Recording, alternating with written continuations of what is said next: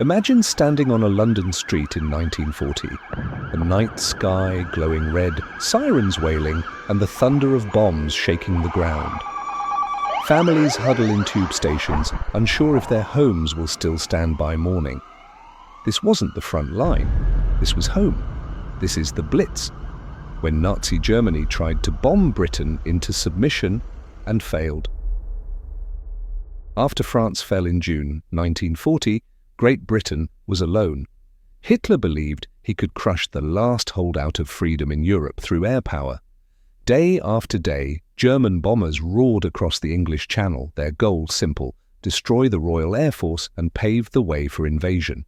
But Britain had a secret weapon, a new radar defense network and brave young RAF pilots who refused to yield. These were the days of the Battle of Britain, and though the RAF fought above, ordinary civilians were about to face a battle of their own. By September 1940, the Luftwaffe changed tactics. Instead of military targets, they turned to London. On September 7th, 348 bombers struck the city.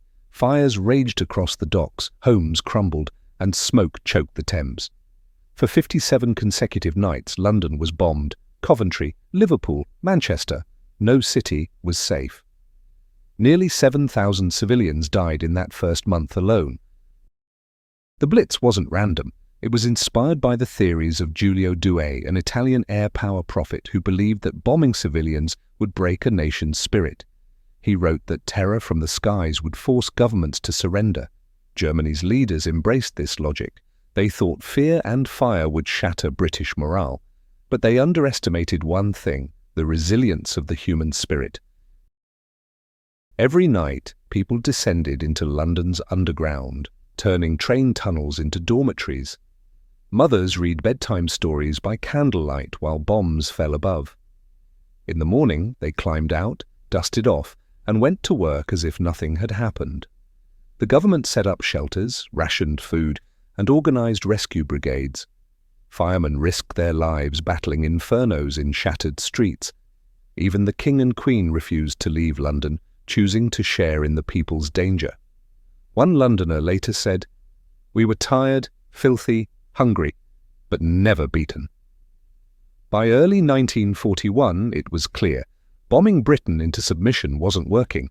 The Luftwaffe suffered losses, and Hitler turned his eyes eastward, to Russia. Britain had survived, its cities were scarred, its people battered, but their will unbroken.